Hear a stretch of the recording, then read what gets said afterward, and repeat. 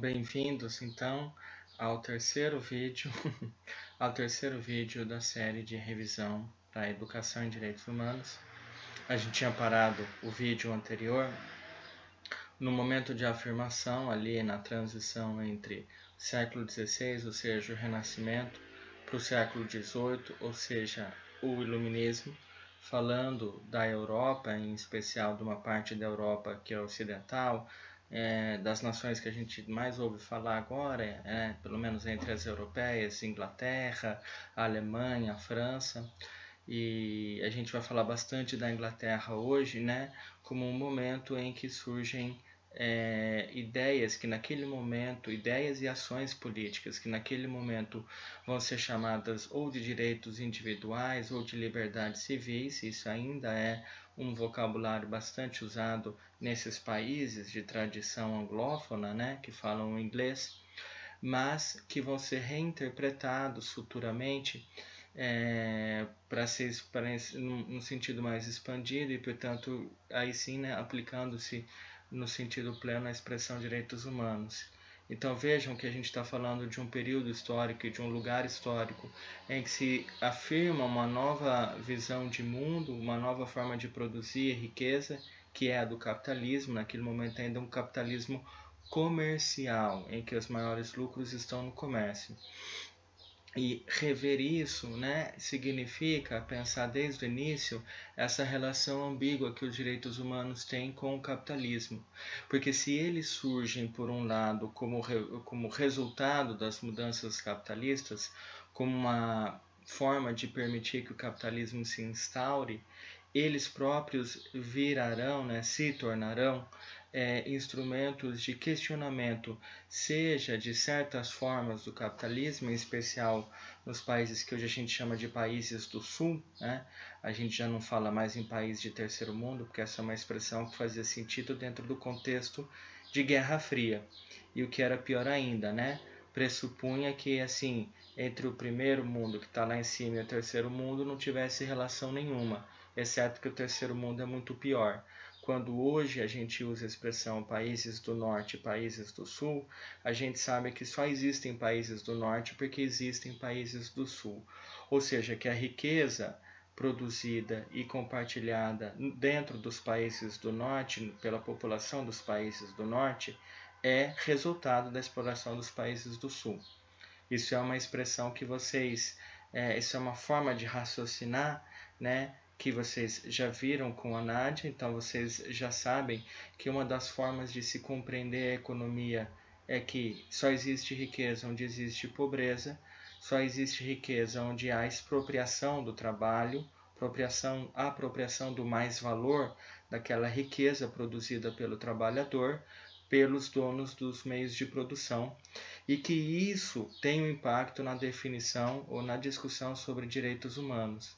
Quando a gente fala sobre o acesso à moradia, o acesso à água encanada, ao esgoto, o acesso à educação, a gente está discutindo as bases que vão levar a essa apropriação da riqueza pelos donos dos meios de produção. E que, portanto, quando a gente discute direitos humanos, a gente questiona essa apropriação.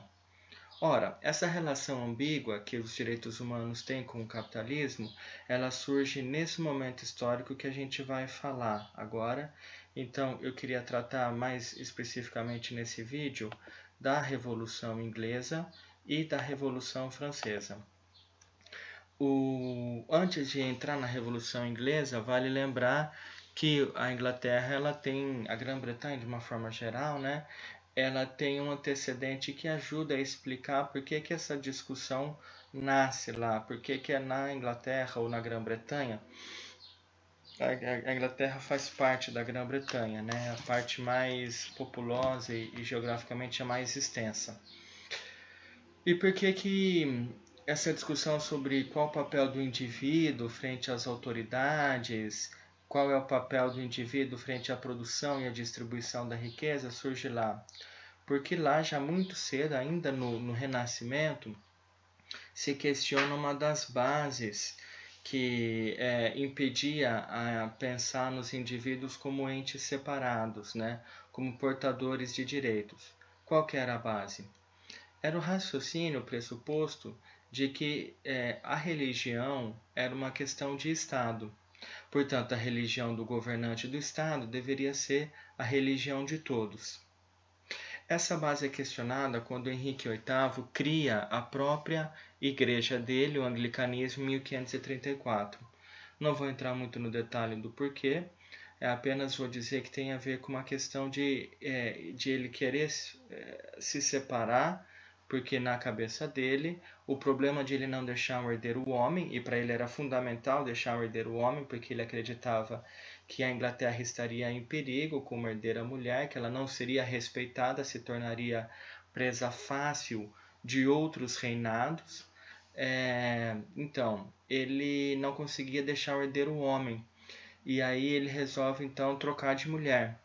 E ele resolve fazer isso não uma, duas, mas 8 vezes. E no meio desse caminho, evidentemente, ele precisa criar uma religião diferente da católica, porque a católica, inclusive até hoje, não aceita esse tipo de comportamento de separação, né?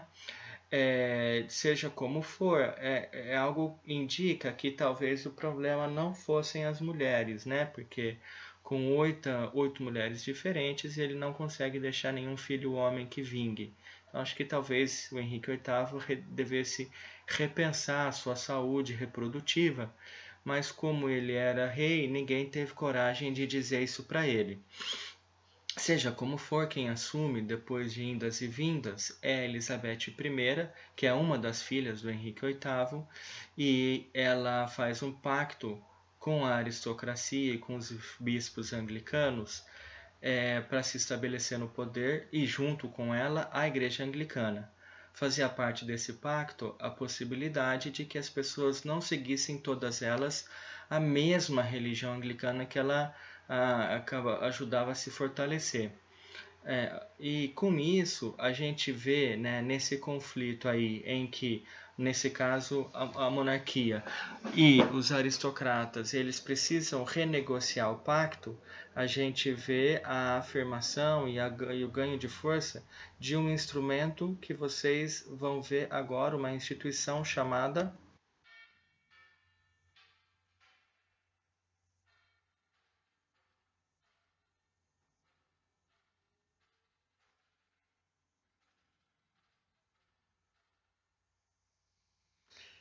Esse som que vocês acabaram de ouvir é o som do Big Bang, é o relógio que está na torre do parlamento inglês.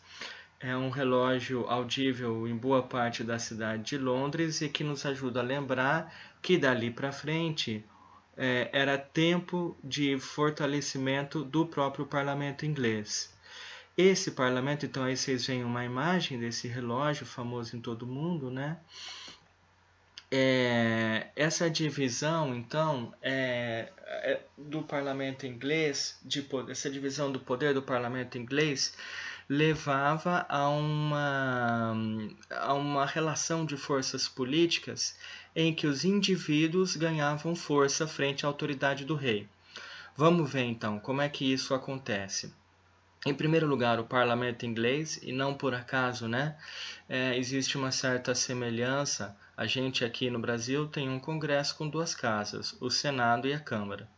Isso é, em certa medida, herança desse sistema parlamentar inglês, onde você tem a Câmara dos Lordes e a Câmara dos Comuns.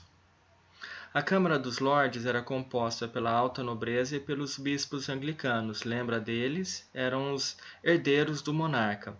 Herdeiros não, desculpa, os aliados do monarca.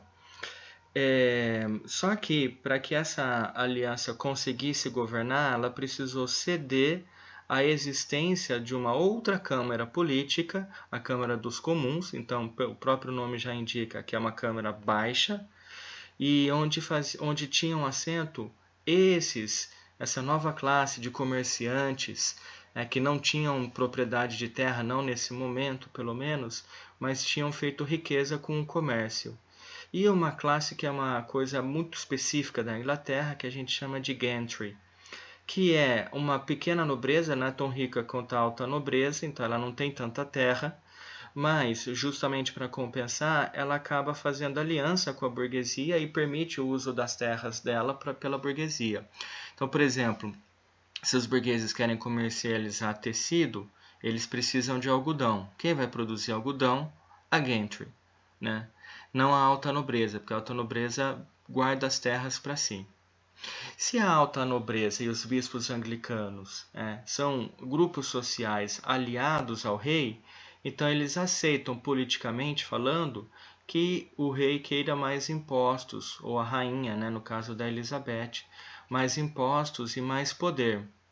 Na Câmara dos Comuns é o raciocínio oposto que impera, né? Eles querem menos impostos, porque os impostos vão ser recolhidos pela coroa e, portanto, vão fortalecer a coroa, e mais poder para o parlamento.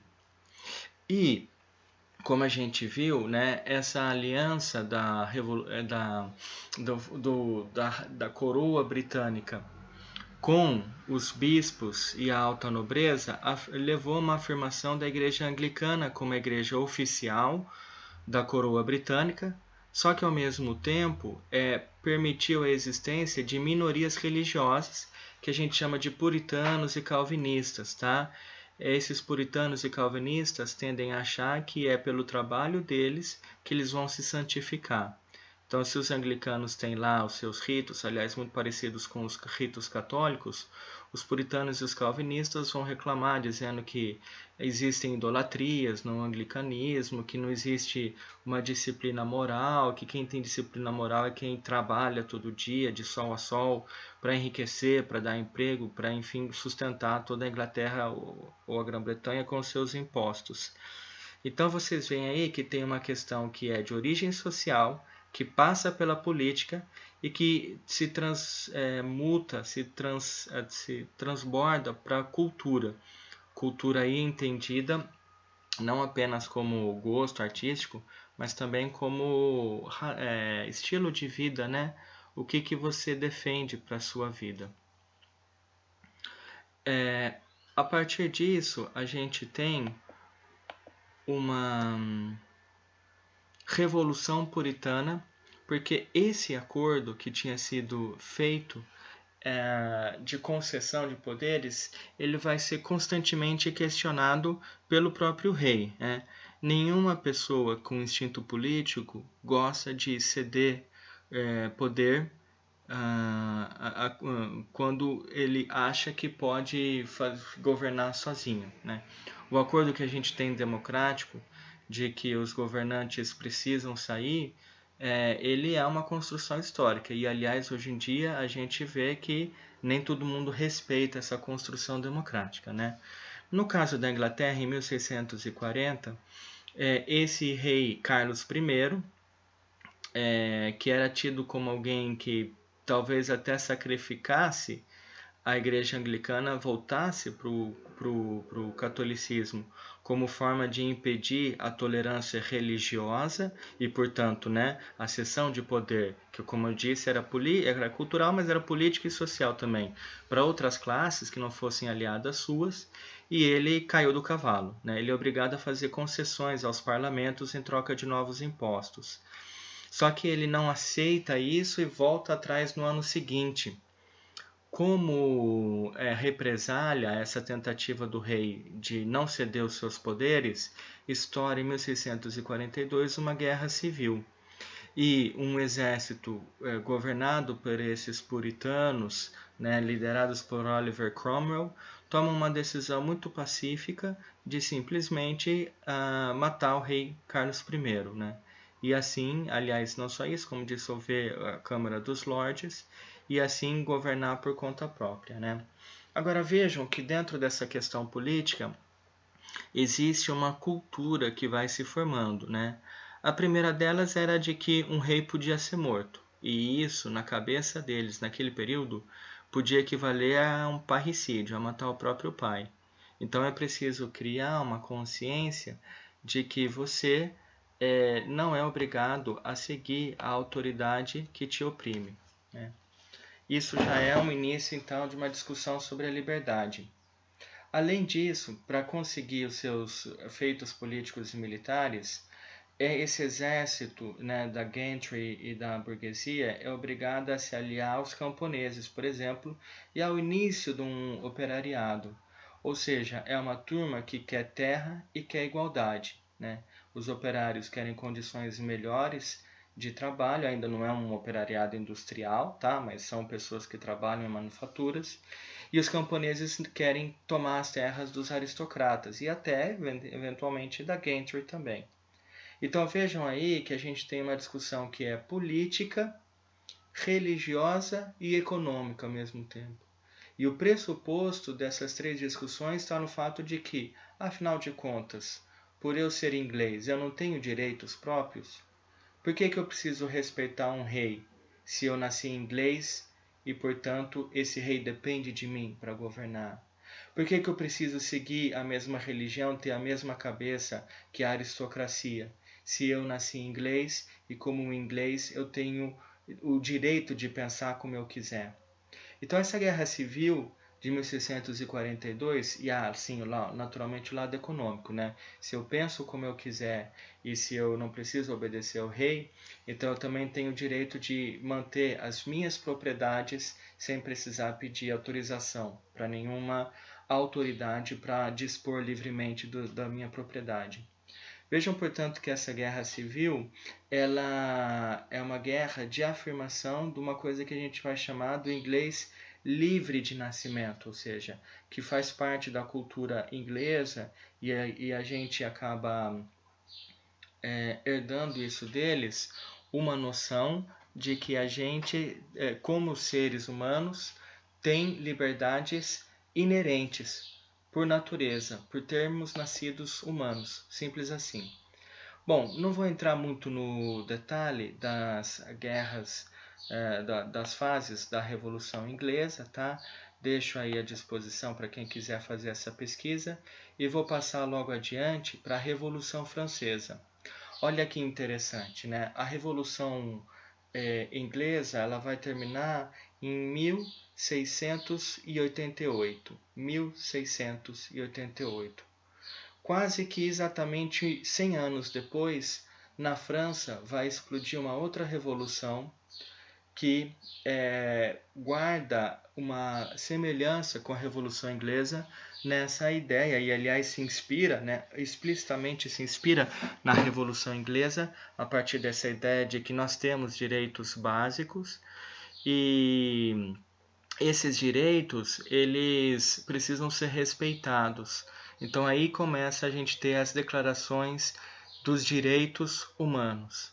A própria a primeira declaração dos direitos humanos é fruto da Revolução Francesa, né?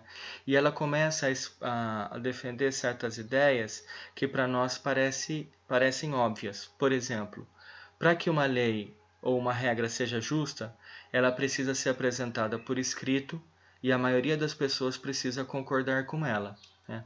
Quando a gente pensa na sociedade onde a gente vive, isso para a gente parece óbvio. Pois é, não era óbvio até a Revolução Francesa, até a vitória da Revolução Francesa e o exemplo da Revolução Francesa tomar o resto do mundo. Outro exemplo que para a gente deveria parecer óbvio é a de que todas as pessoas devem ter os mesmos direitos e deveres, né? Bom, então como a gente viu, essas duas ideias foram formuladas pelos pensadores do século XVIII, século das luzes ou do iluminismo, e ganharam aplicação durante a Revolução Francesa, desde o ano de 1789, quando se publicou a Declaração dos Direitos do Homem e do Cidadão. Ainda temos uma questão de gênero aí, né? Além das grandes transformações multisseculares nas ideias, há outros fatores circunstanciais mais superficiais que explicam a Revolução, né? Bom, aí a gente vai entrar nas causas da Revolução Francesa, nas fases da Revolução Francesa.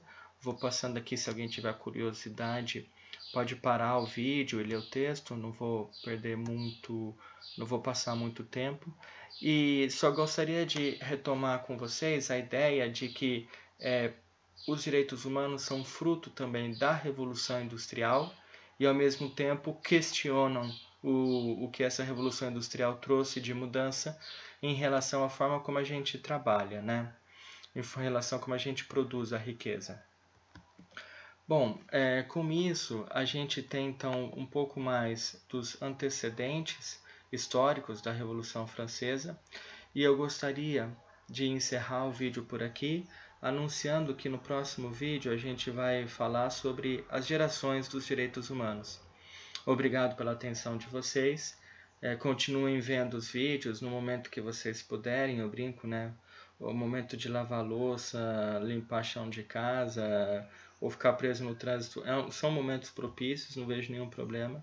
E o importante é que vocês possam ver, e nesse caso, inclusive, se tiverem interesse, parando um pouco os vídeos em algumas telas, se quiserem ler as telas, também fiquem à vontade. No próximo vídeo a gente vai falar então sobre as gerações dos direitos humanos. Valeu, pessoal!